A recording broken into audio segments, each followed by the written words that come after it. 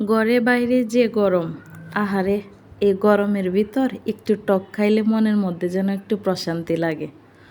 আমার মতো কয়জনই আর টক পছন্দ করে, কিন্তু যারা যারা টক পছন্দ করে ওদের কাছে তো অমৃত। আসসালামু আলাইকুম বন্ধুরা, কেমন আছেন সবাই? আজকে আপনাদের কাছে মজার মজার টকের রেসিপি নিয়ে এসেছি। আমার বাসায় টক রান্না করলে পুরাই ঝগড়া বেজে যায়। আমরা হাজব্যান্ড ওয়াইফ দুইজন দুই পৃথিবীর মানুষ। শুধু টকের ক্ষেত্রে টক রান্না করলে উনি ভাত খেতে পারেন না, আর আমি টক রান্না করলে আমার কাছে মনে হয় পুরা ডেক্সির ভাত আমি সব সাফ করে ফেলবো। আসেন এবার আপনাদের সাথে রেসিপিটা শেয়ার করি। তো অনেক কষ্টের পর, অনেক বলাবলির পর আমার হাজব্যান্ড কতগুলো আম নিয়ে আসছে। এখন চলবে বাসায় শুধু আমের রেসিপি। তো আম রান্না করার জন্য আমি এখানে রসুন নিয়েছি আর একটু পেঁয়াজ বেটে নিয়েছি, আর এখানে নিয়েছি 4 টুকরা মাছ, 2টা মাছের মাথা আর 2টা মাছের লেজ। এগুলো দিয়ে আমি আজকে আপনাদেরকে টক রান্না করে দেখাবো। এই টক খেতে যে এত মজা লাগে আপনারা না খেলে বুঝতে পারবেন না। তো আমি এখানে একটা বড় সাইজের আম কেটে ফালি করে নিয়েছি। এই দেখতে পাচ্ছেন ফালিগুলো কীরকম করে কেটেছি, কেটে এই বাটিতে রেখে দিলাম। এরপর চুলায় আমি একটি প্যান বসিয়ে দিব। প্যান গরম হয়ে গেলে এতে তেল দিয়ে দিচ্ছি। আমি এখানে ফরচুন তেল ব্যবহার করেছি। দেওয়ার পর এখন ছেঁচা রসুনটা এটার ভিতরে দিয়ে দিব। রসুনটা আমি হালকা ব্রাউন কালার করে ভেজে নিব। রসুনটা ব্রাউন কালার ভাজা হলে এরপর এটাতে পেঁয়াজটা দিয়ে দিব। পেঁয়াজটা আমি হালকা বেটে নিয়েছি, এটা মিশ করে বেটে নিলেও চলবে। এখন এটাতে আমি 1/2 চামচ আদা রসুন বাটা দিয়ে দিব। এটা আমি আগে থেকে আদা রসুনটা বেটে রেখেছিলাম, তাই 1/2 চামচ দিয়ে দিয়েছি। এখন আমি এই উপকরণগুলো আরেকটু ভেজে নিব।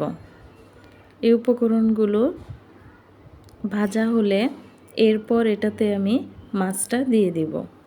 তো মাছটার ভিতরে আমি সবগুলো মশলা তুলে নেব।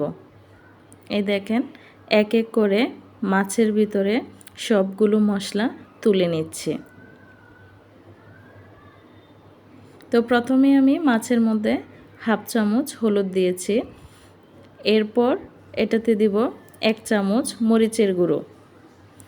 মরিচের গুঁড়োটা এটা অনেক বেশি ঝাল, তাই আমি 1 চামচ দিয়েছি, আপনারা কমিয়ে বাড়িয়ে নিতে পারেন।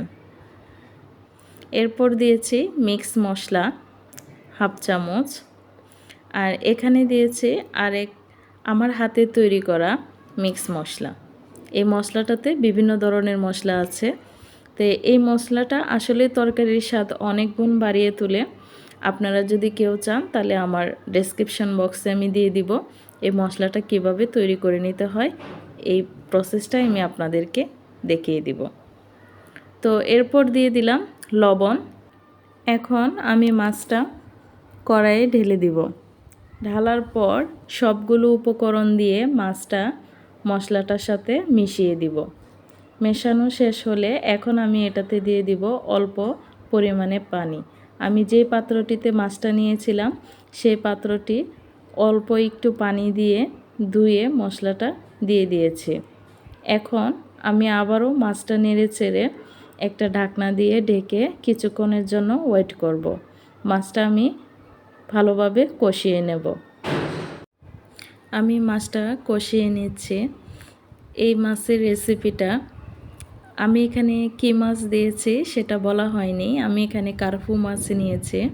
আপনারা যে কোনো মাছ দিয়ে এই রেসিপিটা করতে পারেন, আর বিশেষ করে মাছের মাথা দিয়ে করলে বেশি টেস্টি হয়। তো চেষ্টা করবেন মাছের মাথা দিয়ে করার জন্য, তা যদি না হয় মাছ দিয়ে করলেও অনেক টেস্টি হবে। তো অবশেষে আমার মাছটা কষানো হয়ে গেছে, দেখতে পাচ্ছেন। আমি মাছটা আবারও উল্টিয়ে দিচ্ছি। উল্টিয়ে দেওয়ার কারণ হচ্ছে যেন মাছটা ভালোভাবে লবণ মরিচ ঢুকে খেতে অনেক টেস্টি হবে। আমার আর জিভের জল সইছে না, কারণ টক রান্না হলে মানে আমি অস্থির হয়ে যাই যে কখন রান্না শেষ হবে, কখন খাবো। তো এখন আমি ঝোল দিয়ে দিলাম।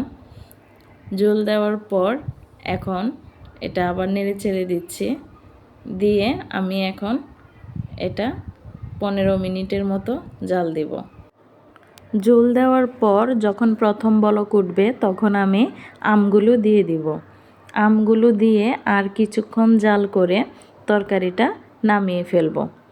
টকটা আমি লাস্টে দেওয়ার কারণ যেন তরকারিটা বেশি টকটক না হয়, হালকা টকটক হয়, আমের টকটা যেন পুরাটা বের না হয়ে আসে, তাহলে খেতে অনেক টেস্টি হয়। তবে আমাদের এলাকায় এটাকে আঞ্চলিক ভাষায় চুক্কার ঝোল বলে। আপনাদের এলাকায় যদি এটা করে থাকে আঞ্চলিক ভাষায় কি বলে কমেন্টে আমাকে অবশ্যই জানাবেন। আমার ভিডিওটি ভালো লাগলে অবশ্যই আপনারা আমার পাশে থাকবেন। সবাইকে আল্লাহ হাফেজ।